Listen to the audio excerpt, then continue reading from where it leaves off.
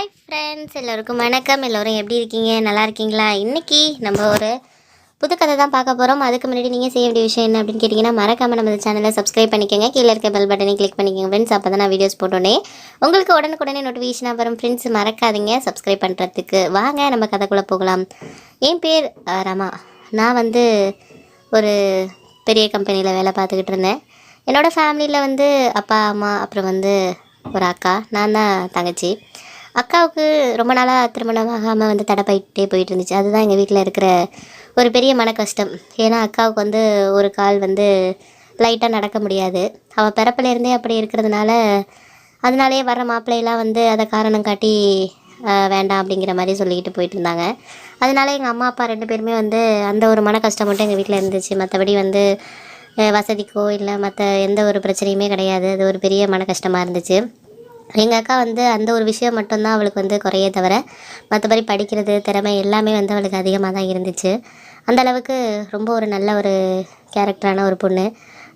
படிப்புலேயும் நல்ல ஒரு என்னை விடையே நல்லா படிக்கக்கூடிய ஒரு பொண்ணு. அவளுக்கு நல்லபடியாக படித்து ஒரு ஸ்கூலில் டீச்சராக வேலை பார்த்துக்கிட்டு இருந்தா. அது ஒரு குறையாக மற்றவங்க கல்யாணம் ஆகிறவங்க பார்த்தாலும் எங்கள் வீட்டில் அது ஒரு பெரிய விஷயமா பார்க்குறதில்ல. எங்கள் அக்காவுக்கு எல்லாமே முன்னுரிமை தான். நான் ரொம்ப அவள் மேலே ரொம்ப பாசமாக இருப்பேன். ஏன் அப்படின்னா, எல்லா விஷயத்துக்கும் அவள் எனக்காக விட்டு கொடுப்பா. அவளுக்கு ஏதாச்சும் ஒன்று பிடிச்சிருந்தா கூட நம்ம தங்கச்சி அப்படின்னு சொல்லிட்டு விட்டு கொடுப்பா.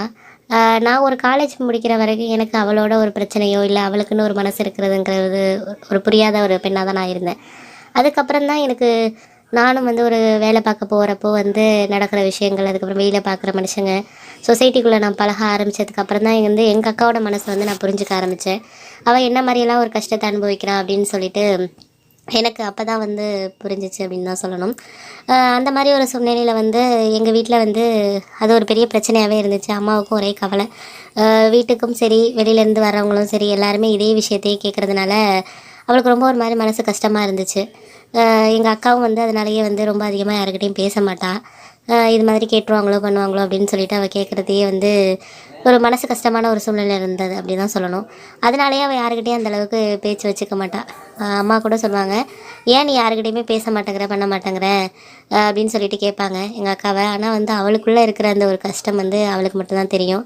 எங்கள் அம்மாவுக்கும் அதை புரிஞ்சுக்குவாங்க. இருந்தாலும் நம்ம பொண்ணு எல்லாரோடையும் நல்லா பழகணும் அப்படின்னு சொல்லிட்டு எதிர்பார்க்கக்கூடிய ஒரு பெண்ணாக தான் இருந்தாங்க. அந்த சமயத்தில் ஒரு வெளியூர்லேருந்து ஒரு வரன் வந்துச்சு. அந்த புரோக்கர் சொல்லிட்டு போனார், இது மாதிரி அக்காவுக்கு ஒரு நல்ல இடம் வந்திருக்குப்பா. மாப்பிள்ளைக்கு கொஞ்சம் வாய் பேச கொஞ்சம் திக்கி திக்கி பேசக்கூடிய ஒரு ஆள் தான். மற்றபடி வேறு ஒன்றும் பிரச்சனை கிடையாது. அவங்கக்கிட்ட அக்காவோட ஃபோட்டோ காமிச்சோம், ரொம்ப பிடிச்சிருக்கு, நான் எல்லா விஷயத்தையுமே சொல்லிட்டேன், கால் கொஞ்சம் தாங்கி நடப்பாங்க அப்படின்னு சொல்லிட்டு சொல்லினேன். அதுக்கு மாப்பிள்ளைக்கு அம்மா மட்டும்தான். மாப்பிள்ளைக்கு ஒரு அக்காவும் இருக்காங்க, அவங்கள கல்யாணம் பண்ணி கொடுத்தாச்சு. மாப்பிள்ளை ஒரு பேங்க்கில் வேலை பார்க்குறாரு.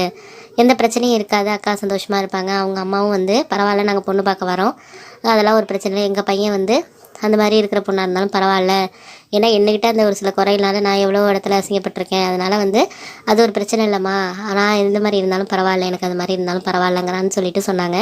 அப்பாவுக்கும் அம்மாவுக்கும் ரொம்ப சந்தோஷமாயிட்டு, பரவாயில்ல இத்தனை நாளாக வந்தவங்களாம் இதை ஒரு பெரிய குறையாக சொல்லிட்டு இருந்தாங்க, இவங்க மட்டும்தான் எதாக இருந்தாலும் பரவாயில்ல அப்படின்னு சொல்கிறாங்களே அப்படின்னு சொல்லிட்டு எனக்கு ரொம்ப ஒரு வரி மனசு சந்தோஷமாக இருந்துச்சு. அம்மா அப்பா அதை பற்றி பேசிக்கிறப்போ நானும் சொன்னேன், சரிம்மா இதையே அக்காவுக்கு முடிச்சிடலாம், எப்படியாச்சும் அவங்க எவ்வளோ செய்ய சொன்னாலும் பரவாயில்லம்மா, நானும் என் பங்கில் நான் செய்கிறேன், அதனால் நீ அதை பற்றி நீ கவலைப்படாதம்மா அப்படின்னு சொல்லிட்டு எங்கள் அம்மாவுக்கு சொன்னேன். அதெல்லாம் பற்றி பணத்தை பற்றியெல்லாம் பிரச்சனை கிடையாது, அப்பா எல்லாம் ரெடி பண்ணிடுவார், ஆனால் அக்காவுக்கு இந்த இடம் அமைஞ்சு நல்லபடியாக ஆகிட்டுனா அதுவே ஒரு பெரிய ஒரு நம்ம வீட்டுக்கு ஒரு சந்தோஷம்தான், அக்காவோட வாழ்க்கையும் ஒரு நல்லாயிருக்கும் அப்படின்னு சொல்லி அம்மா சொல்லிட்டு இருந்தாங்க. உடனே நான் ஆஃபீஸ் கிளம்பி அதுக்கப்புறம் போயிட்டேன். எனக்கு நைட் ஷிஃப்ட் இருந்ததுனால நான் கிளம்பி போயிட்டேன். அதுக்கப்புறம் அக்கா எனக்கு ஃபோன் பண்ண, நான் இங்கே இருக்கிறப்ப இந்த மாதிரி அம்மா என்னடி இதெல்லாம் பற்றி பேசிக்கிட்டு இருக்காங்க, எனக்கு இதில் பிடிக்கலடி எனக்கு இது அப்படின்னு சொல்லிட்டு பேசினா, ஏன்க்கா அப்படி பேசுகிறேன் அப்படின்னு சொல்லிட்டு கேட்டதுக்கு, எனக்கு கல்யாணமே வேண்டாண்டி அப்படின்னு சொன்னால், நான் நேரில் பேசிக்கிறேன், நீ படுத்து தூங்கு அப்படின்னு சொன்னேன். அதுக்கப்புறம் மறுநாள் காலையிலேருந்து அக்கா படுத்து தூங்கிட்டு இருந்தா. அவளை அப்புறம் எழுப்பினேன். அப்புறம் நான் சொன்னேன், ஏன்க்கா நைட்டு இப்படி ஒரு மாதிரி சோகமாக பேசினேன், ஏன் உனக்கு என்னாச்சு, உனக்கு நாங்களாம் இல்லை, ஏன் இந்தளவுக்கு நீ ரொம்ப ஃபீல் பண்ணி பேசுகிற அப்படின்னு சொல்லிட்டு சொன்னாங்க. உனக்கு தெரியாது ஒன்றும் கிடையாதுடி. எனக்கு வந்து இப்போ கிட்டத்தட்ட 2-3 வருஷமாகவே பார்த்துக்கிட்டு இருக்காங்க. வர்றதெல்லாம் வந்து இந்த மாதிரி குறைய சொல்லி என்னை குத்தி காட்டி பேசிட்டு போயிடுறாங்க. அதுக்கப்புறம் வந்து அந்த வழியிலேருந்து நான் மீண்டு வர்றதுக்கே கொஞ்சம் நாள் ஆகுது. அதுக்கப்புறம் இன்னொரு மாப்பிள்ளைய பார்க்குறாங்க, அதுவும் இப்படி தான் ஆகுது. இப்போ வந்து இவங்க மட்டும் என்ன சொல்லிட போகிறாங்க, ஓகே நான் சொல்ல போகிறாங்க.